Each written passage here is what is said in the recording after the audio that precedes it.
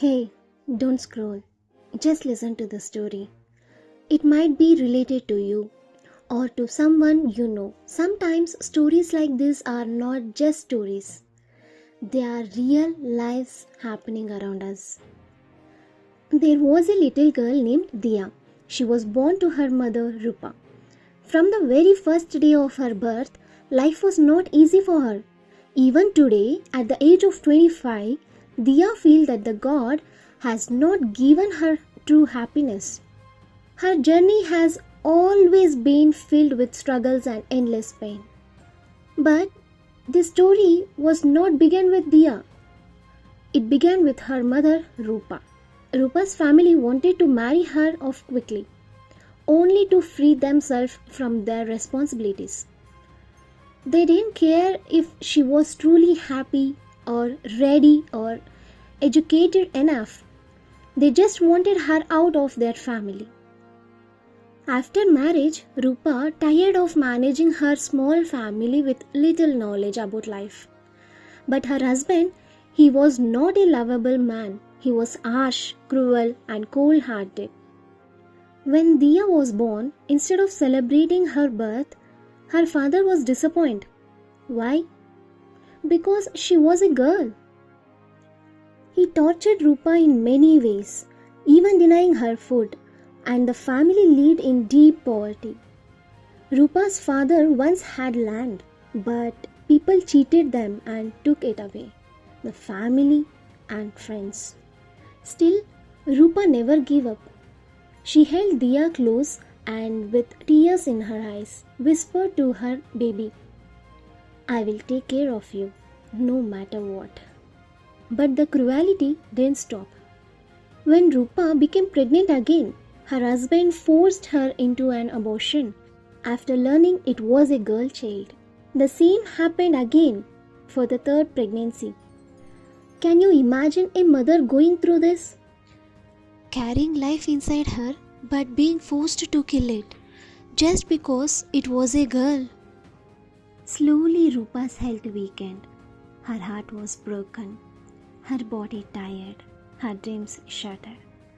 Finally, after years of suffering, she gathered her courage and left her husband's house. She returned to her parents, Diya's grandparents. There she started rebuilding her life, but surviving wasn't easy.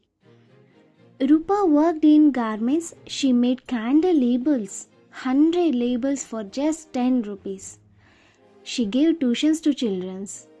She took up any small business she could just to earn enough to feed her daughter. Her two sisters were already married and settled.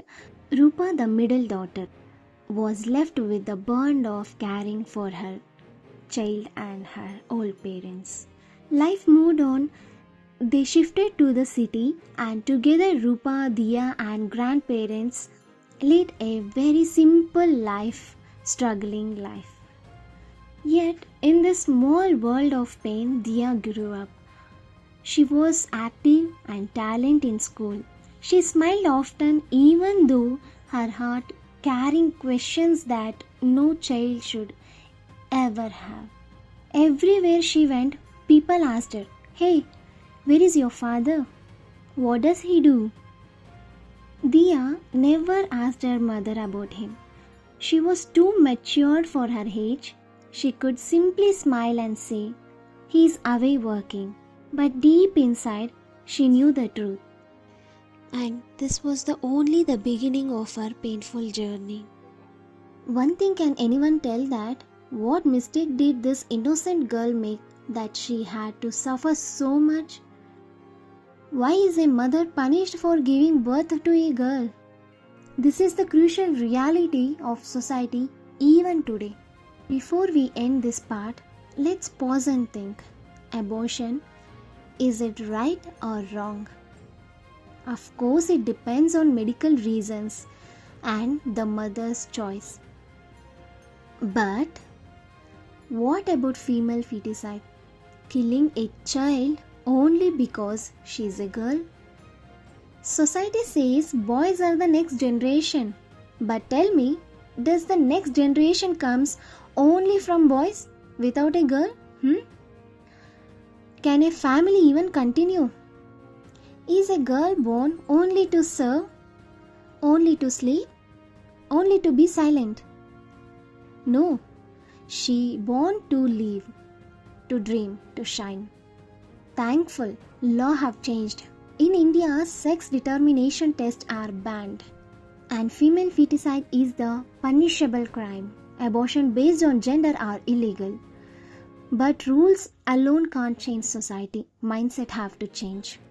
So, let's ask ourselves, why do we celebrate the birth of a son but not a daughter?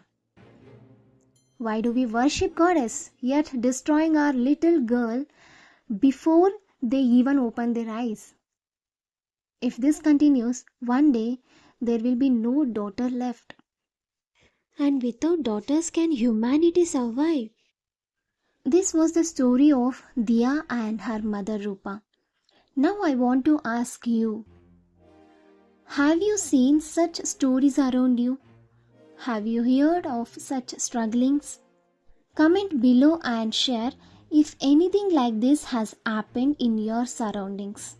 And tell me, what suggestions would you like to give? And what would you do in this situation? Because sometimes one voice, one idea, one support can change someone's life.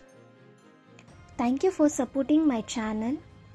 If you forgot to subscribe, do it right now to listen few more stories.